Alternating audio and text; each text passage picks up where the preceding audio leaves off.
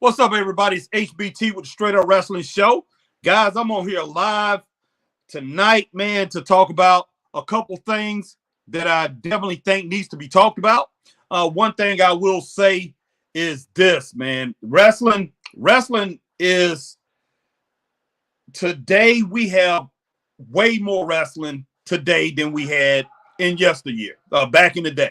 Pretty much I'm going back to the time that I grew up in 80s, 90s, early 2000s when I was really watching wrestling. I was a huge wrestling fan. And I said the 80s, man. I'm going all the way back to the 70s. I was a huge wrestling fan in the 70s. So pretty much I'm going to talk about basically the 30 years that, I followed it very strong. And then from the early 2000s on up until maybe around 2020, man, 2020, 2021, I really wasn't that active. I was your casual fan that might tune in every now and then to see what was going on in wrestling. So basically, I'm here, man, and I'm going to talk about two things that's keeping wrestling where it's at today and why wrestling, in my opinion, is struggling. I definitely think wrestling is struggling. Some people may not, and I know a lot of the people that's the powers to be in wrestling is out here making wrestling, trying to get out here and say, wrestling is in a very healthy position because there's so much wrestling out here. There's a lot of wrestling on TV, and there's a lot of indie wrestling out here too. So wrestling, when it boils down to it, as far as the landscape of wrestling, how many wrestlers out here, or how much of an assets wrestling is, or how much wrestling you could get to, yeah, it's very healthy. A lot of people can get out here and they can see a lot of wrestling. If you want to see wrestling, man, most likely in your neighborhood somewhere, there's an indie wrestling show, or a nearby neighborhood, nearby county, or something like that. Or if you're in Canada or whatever province, or if you're in, some other country, you might call it something besides a state. It could be a territory or something like that. But there is so much indie wrestling out here, included on TV. You have AEW nationwide, some worldwide, WWE definitely worldwide, and you have New Japan Pro Wrestling that you can get into in a lot of places too. So you can pretty much say that's worldwide.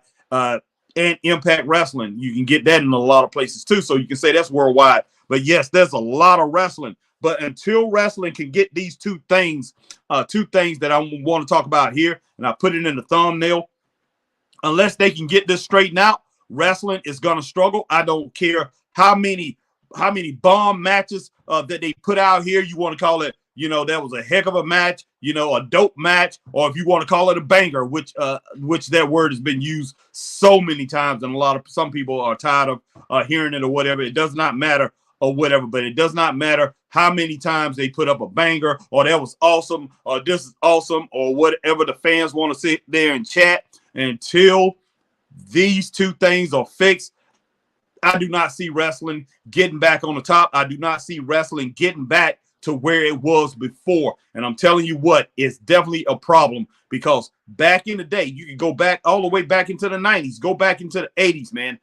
Just like Jim Cornette says, or a lot of other people say wrestling, there was 15 to 20 times more people watching wrestling back then. And I definitely can contest to that, because I could go anywhere. Man, I go to school. I could talk about what was happening on wrestling. And as far as the boys there, 7 out of 10 boys, that I was going to school with, from elementary school all the way up through high school, knew exactly what was going on the wrestling show. When I got into the workplace, same thing.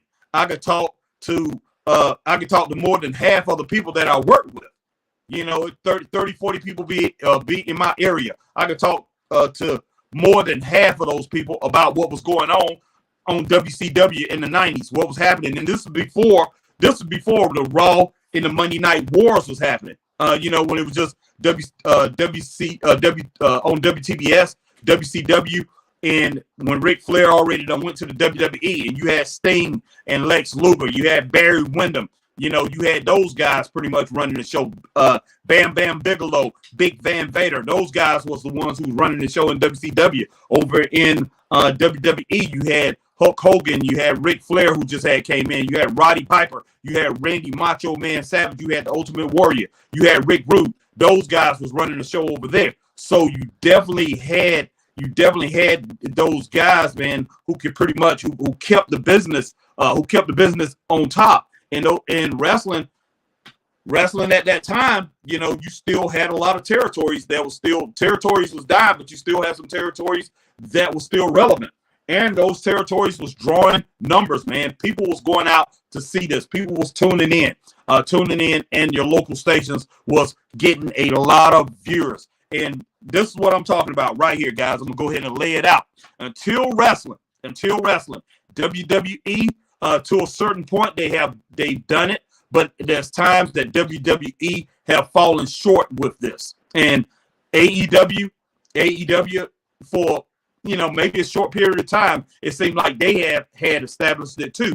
But then the AEW have fallen off plenty times before on one of the things I'm going to talk about. And another thing I'm going to talk about is neither one of these guys are doing this. WWE seems like it's going to do it. AEW a couple times in the past 26 months. So I'm going to go ahead and talk about 26 months that Straight Up Wrestling Show has been doing these podcasts, that Chris and I have been in the game, man, that, you know, in the business, doing podcasts, doing commentary. And I don't just see this in a WWE or see this at AEW, TNA, or New Japan Pro Wrestling. I see this on the indie scene. Chris and I, we have been to so many different indie shows. And there's a couple of them that we go to that runs more than once a week. I mean, run more than once a month. There's like 3 shows that we go to that runs more than runs more than one show a month. One of them run every single week. So I see I see the same problem in these indie organizations that I see in the big 2. And the thing about it is this: whatever the WWE does, that's what everybody else is gonna follow, man. That's just the bottom line. And that's a problem that we did not have back in the day. With the territorial system, we didn't have that problem. But man, the 2 problems that I see, and until wrestling get these things fixed, it will always struggle. One of the first thing I'm gonna talk about, man, is this: if you cannot establish your top 7 stars in your promotion, you can't establish your top 7 stars and push those 7 stars and they be your main focus, you're gonna struggle. And because this is the bottom line, people are coming in, they are tuning into your TV station, or they're tuning into their TV station. They're tuning in to watch your show. And just like we go on and say, watch football. Let me go ahead and use pro football. And I'm going to talk about some old teams, because I don't watch pro football like I used to back in the day. But legendary, I'm talking about legendary teams that I knew every year when I was a huge NFL football fan. I knew the 5 to 7 teams in the NFL that was going to be on TV, that I wanted to watch, that will win Super Bowls, that was winning championships, that was going to the playoffs. They was contenders every year.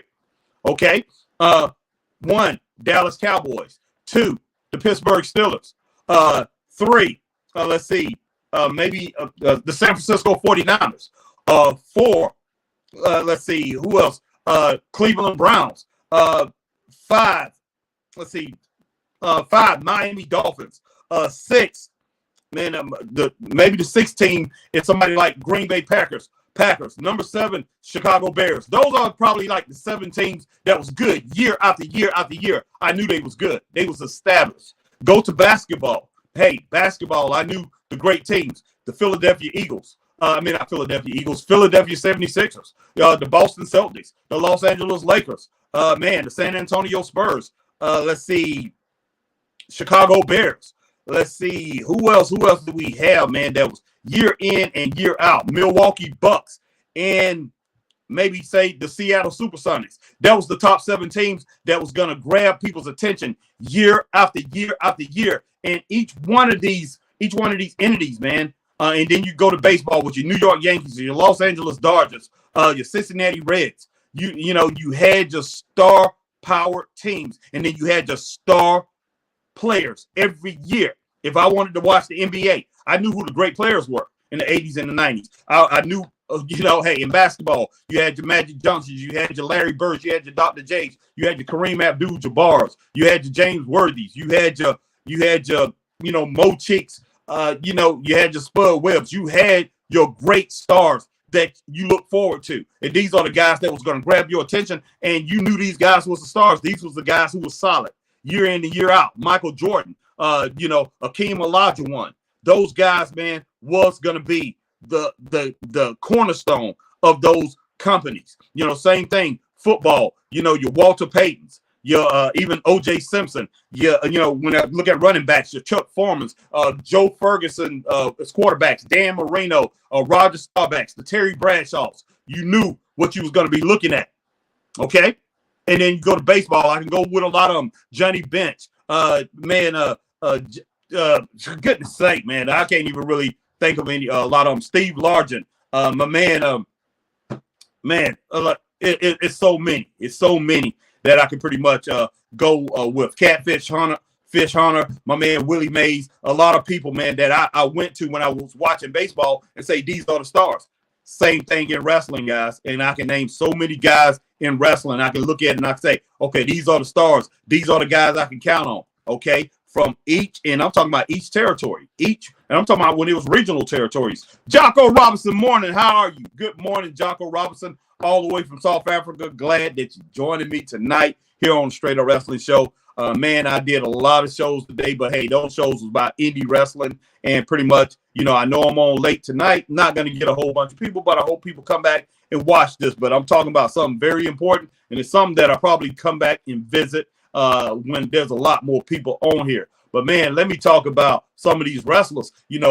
My local show, my regional show that I follow in my area was the Mid-Atlantic Championship Wrestling area. That's Jim Crockett Promotions that pretty much evolved and went into WCW. But in that promotion, back when I was growing up in the 70s, I could turn on the TV. I knew who the stars was every single week. Nature Boy Ric Flair, Chief Wahoo McDaniel, Johnny Valentine, Blackjack Mulligan, Johnny Weaver, Ole and Gene Anderson. Let's see. Man, number one, Paul Jones, Nelson Royal. Those was my guys. Stan the Man Hansen. Those guys were the stars of that region. Those are the guys I could count on to pretty much let me know that I was watching a top-notch wrestling show. That I wasn't going to be disappointed that I turned on my TV to watch wrestling. That's what I had there. When Georgia Championship Wrestling came around in the mid-70s and around 76, 77, when I finally started watching that, Georgia Championship Wrestling, I knew who the stars was on Georgia Championship Wrestling. You had your Tony Atlases. You had your Tommy Richards. You had your Mr. Wrestling 2s. We had great wrestlers, man, on there. You had your Mass Superstar. Great wrestlers. You had your Lars Anderson. So I knew who the stars were when I was watching Georgia Championship Wrestling. Florida Championship Wrestling started coming on in the late 70s. I knew who the champion. I knew who the top dogs were. Dusty Rhodes, Jack Briscoe, Mike Graham, the Spoiler, and went on and on. Sir Oliver Humperdinck's Army with his big bad man Ray Candy, the Candy Man. So many different guys, man. That was pretty much great wrestlers that was just gave you a good show week in and week out. Tag team wrestling up in the WWE, man. Captain Lou Albano, he led over 20 teams to the WWE or the WWF or the WWF World Heavyweight Championships tag teams, and it was hard getting belts back in the day. But when I thought about the WWF, when I started watching the WWF, I knew who the superstars were, man. Hey, I knew I was going to get a dose of superstar Billy Graham. I was going to get a dose of Bruno Sammartino. I was going to get a dose of Bob Backlund, Dominic DiNucci, Ernie Ladd. These guys, man, these cats. Rocky Soulman Johnson, Peter Maivia, Chief J. Strongbow. They had their pecking order. You knew who the stars were. You knew who the stars were. And that's one thing. That's one problem that we have today in wrestling. So much confusion, so many attacks, so many times they build up somebody trying to make him look like a star. Then next thing you know, the rug is pulled off under him. And that's one of the problems that we're having in wrestling today, man. Who are the stars? Who are the guys that are established? WWE does a better job, I will say, than AEW does. But AEW is getting better at it. But then AEW, like I say, they pull the plug too many times. WWE do the same thing. Man, establish your stars, guys. We need to see stars. We need to know who the 7 guys WWE in each brand on SmackDown, on Raw, and NXT. Now, I want to say NXT a little less. Maybe establish the top 4, top 5 guys. As far as Raw and SmackDown, establish your top 5 to top 7 guys. Maybe top 7 guys. Definitely. We need to know every time we turn on that TV that, hey, Roman Reigns, top dog. Seth freaking Rollins, top dog. Cody Rhodes, top dog. Man, after that, who's your next run? Bobby Lashley should be a top dog all the time. Man, let's see. Wow, Sheamus, Drew McIntyre,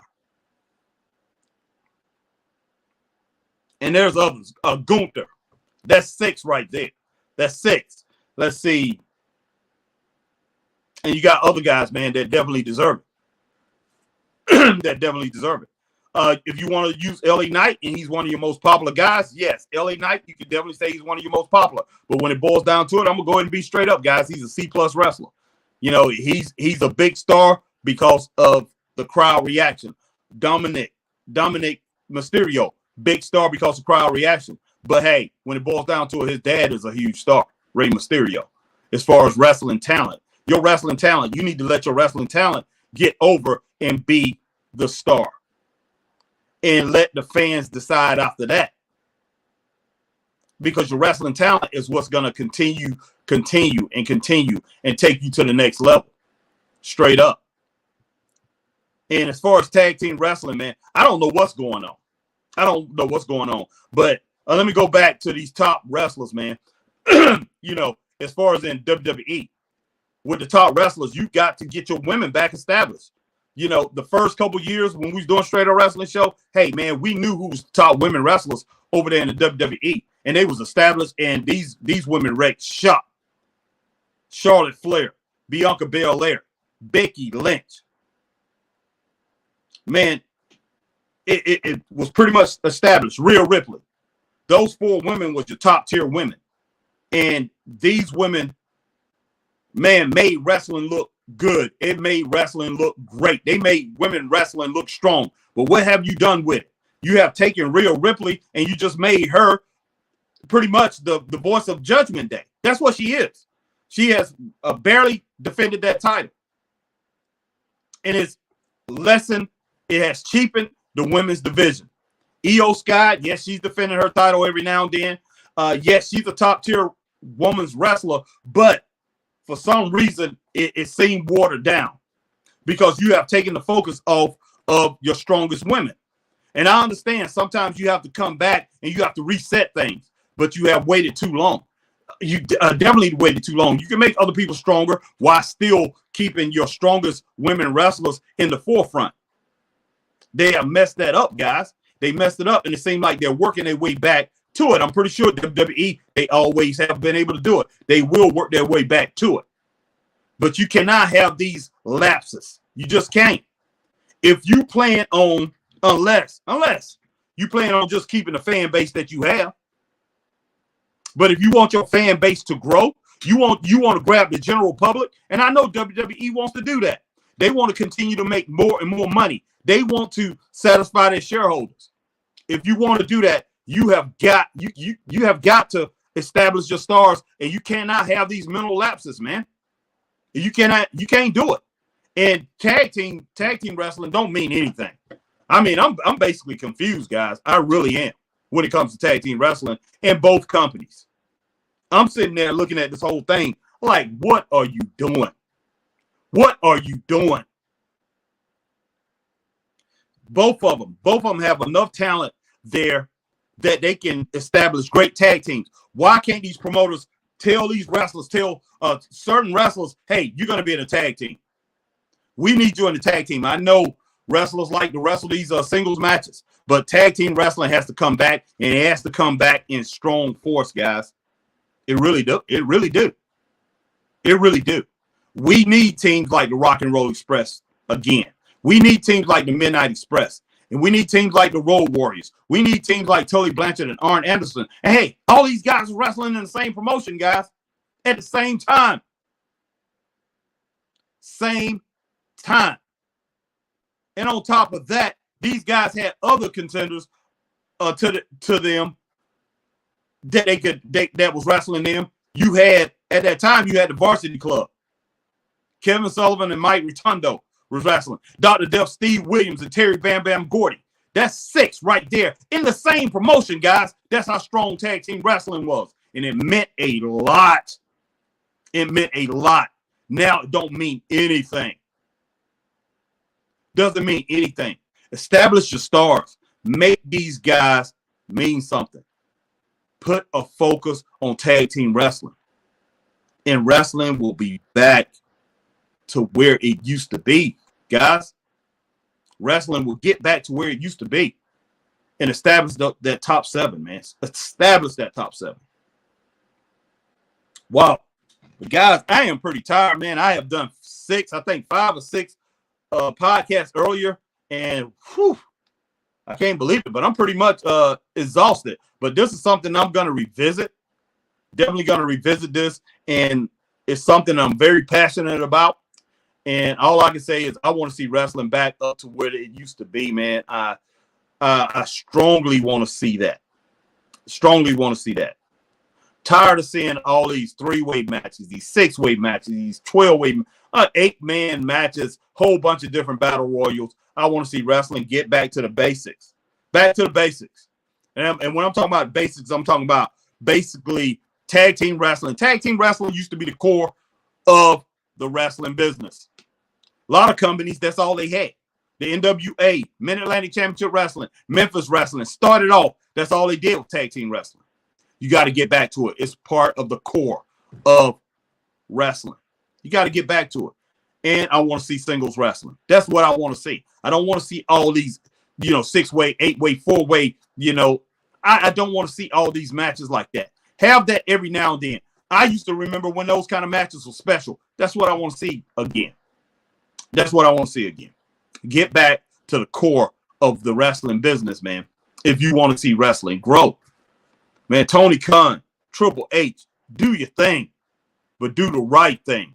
Serve the customer, serve the consumer.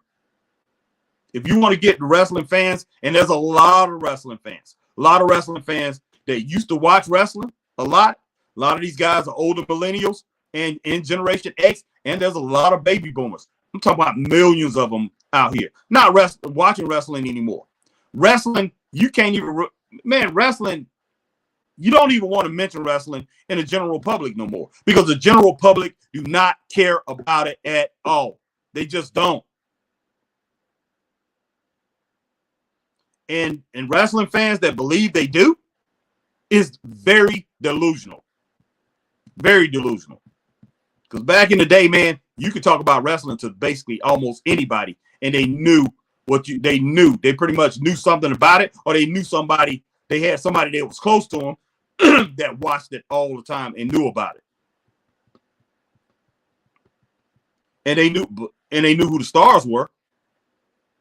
Today, we don't have no Ric Flairs, guys. We don't have no Hulk Hogan's. We don't have no Ultimate Warriors. We don't have no Ricky Steamboats. These guys were household names. Randy Savage, the Road Warriors. Household name, guys. Household names. And then let's go ahead and move on up more into the modern era with Rock, Stone Cold Steve Austin. We don't have those guys no more, guys. Shawn Michaels. We don't have them. Andre the Giant. We don't have those guys.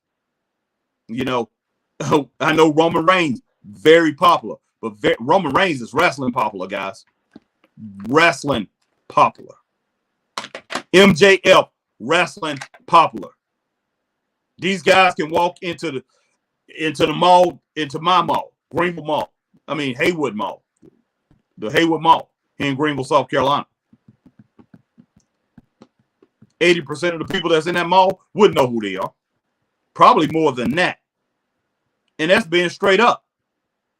That's being straight up. These guys can walk around and nobody would know who they was. You think Dusty Rhodes could do that? Dusty Rhodes couldn't do that. Dusty Rhodes would get mobbed. He used to get mobbed anywhere he went. And he wasn't even the biggest wrestler out there. At one time he was. I'll take that back. At one time he was. Him, Mil Mascaras, Andre the Giant, Nature Boy Ric Flair, Bruno Sammartino. These guys were huge. They just couldn't just go out in the public. We need wrestling back like that, guys. But until wrestling promoters can do their part, and that's one thing I've talked to independent promoters about. You know, they always want these guys to bring 20 people with them, 15 people with them. How many people can you bring to watch you? My whole thing about it is, what are you doing for those wrestlers? Is your promotion, are you putting on the right matches? Are you making the right matchups? Are you doing everything to promote your show and put the right matches on at the right time and the right matchups and making your show look spectacular? You know, that's your part. If you can do your part and the wrestler does his part, then we have something. But you begging this wrestler to bring, 7, 10 people into the building, man, you basically begging him, just say, hey, come in here and make me look good. It's mostly on you. No, it's on everybody. It's on everybody. And that promoter, how much he's going to pay that wrestler, or how much, how can he motivate that wrestler to give his best, to give 100%.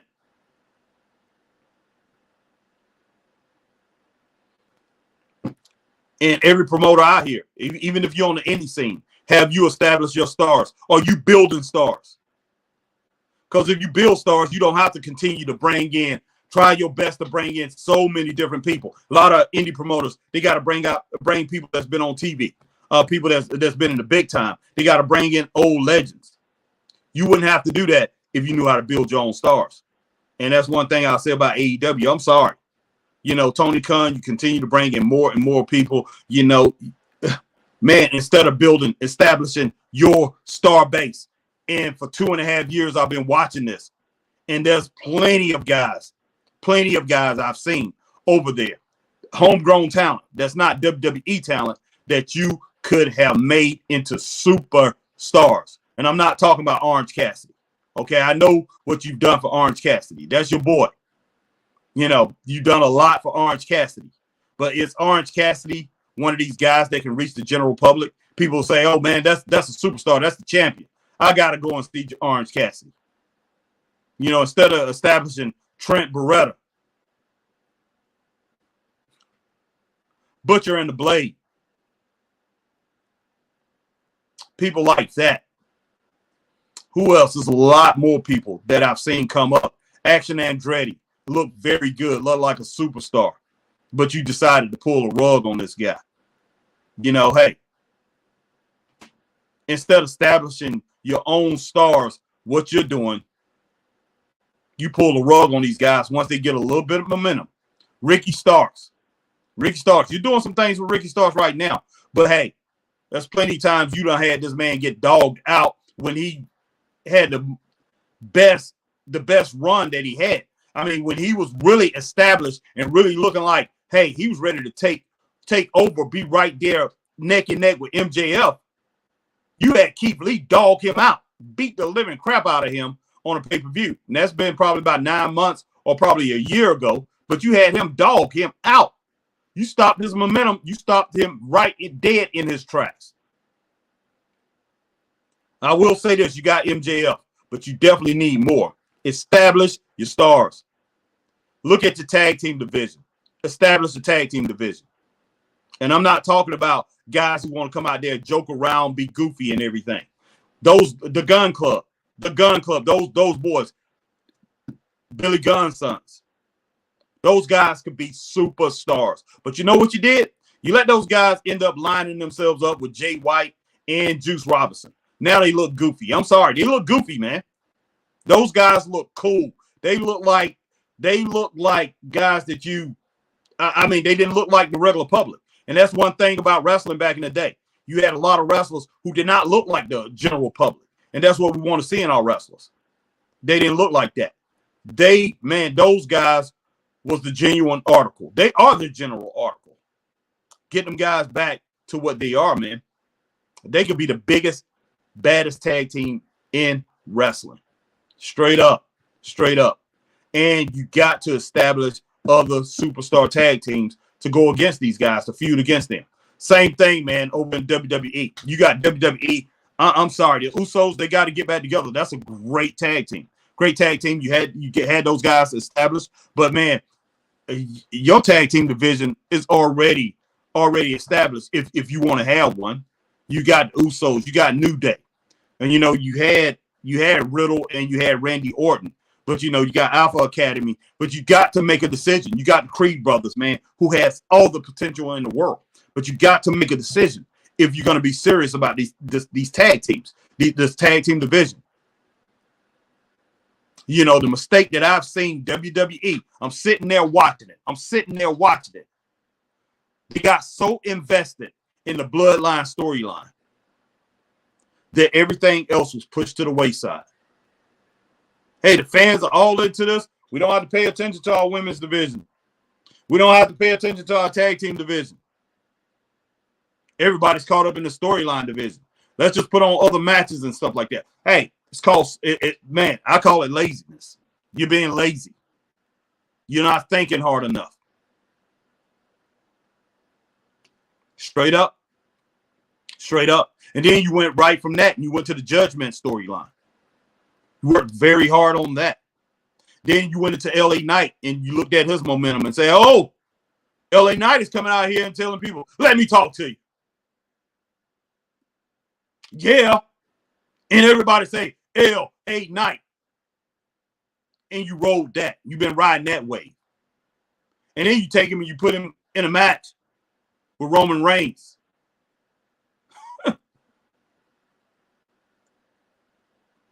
Not saying that he can't wrestle Roman Reigns, but you knew what was going to happen there. They wasn't going to give that man that title. They just wasn't going to give the title to him.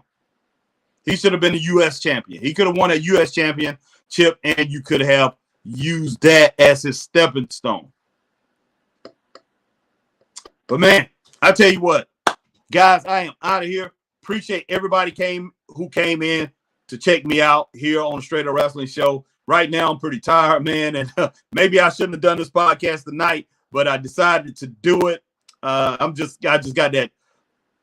got that bug tonight, man, to do podcasts and everything. So I'm kind of happy that I did it. But hey, if you're on Facebook, man, you coming through, you see this, hit that like, share, join. If you're on YouTube, hit that like, share, subscribe, hit that notification bell, ding, ding, ding, so you know we're on like times like these. If you're on X, formerly known as Twitter, hit that like, share, tweet, and retweet, and follow the Straight Up Wrestling Show over there on X, man. I appreciate each and every one of you guys coming through, especially my man Jocko Robinson, who came in and pretty much said what's up and said good morning, how you doing? Man, doing pretty good, Jocko, and I hope you are all the way over there in South Africa. And, man, big shout out to all the Straight Up Wrestling fans, man, all the Straight Up Wrestling friends, all the Straight Up Wrestling family that comes in on a regular basis to rock with Chris and I. But, guys, I'm sorry that I'm late. But, yeah, I was on earlier. I know some of you guys saw that I did a lot of podcasts earlier, but it was on indie wrestling. And, I know a lot of you guys on YouTube, hey, you don't know who I'm talking about, so you probably didn't come in. Someone probably came in to check out some of the things that I was saying. I appreciate each and every one of you guys. Man, it doesn't matter if it's a couple of you or if it's 100 of you or whatever. Love each and every one of you guys. And Chris and I, we will see you guys a little bit later. Be on tomorrow, man, and be doing that doggone SmackDown and Rampage. And I know AEW is on tomorrow. Maybe check out a little bit of that too. But I'll talk to you guys later. Have a great night. Stay straight up. Peace.